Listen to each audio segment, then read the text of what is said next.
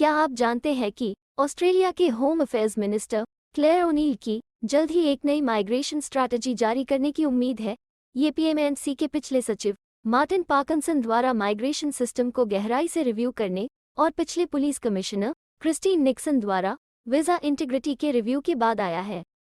हालांकि migration strategy में क्या शामिल किया जाना चाहिए, इस पर ध्यान देने से पहले इसके हाल के इतिहास का रिव्यू करना जरूरी है। पूरी जानकारी के लिए इस वीडियो को अंत तक देखें और हाँ, वीडियो को लाइक और शेयर करें और हमारे चैनल को सब्सक्राइब करना न भूलें।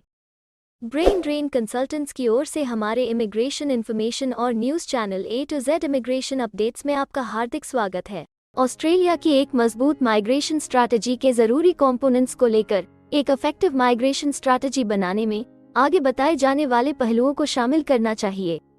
सबसे पहले सहज सरल के लिए एक्सप्लेनेशन देते समय इसे स्पष्ट रूप से शॉर्ट और लॉन्ग टर्म माइग्रेशन और पॉपुलेशन के लक्ष्यों दोनों पर ध्यान देना चाहिए और नेचुरल बढ़ोतरी में गिरावट, पॉपुलेशन की उम्र बढ़ने और नेट माइग्रेशन में कमी पर भी ध्यान देने की जरूरत है।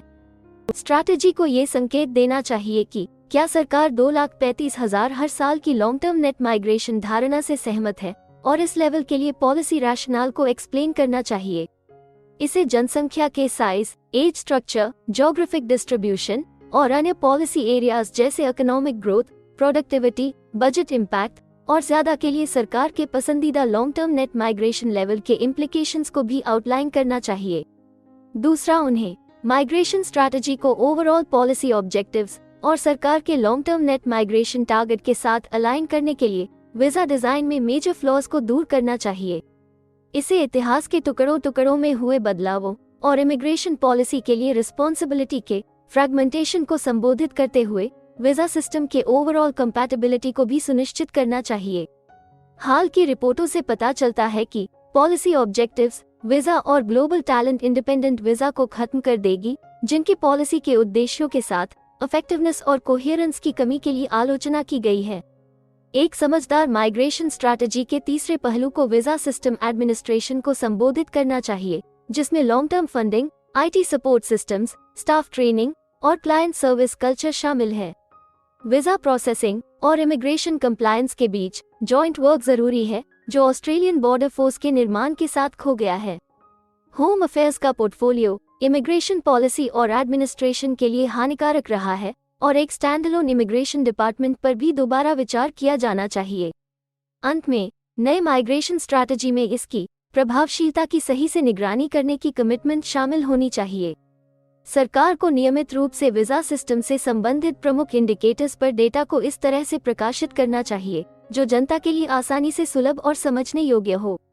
एक कॉम्प्रिहेंसिव माइग्रेशन स्ट्रैटेजी विकसित करना चैलेंजिंग टास्क है, लेकिन ऑस्ट्रेलिया के भविष्य के लिए जरूरी भी है।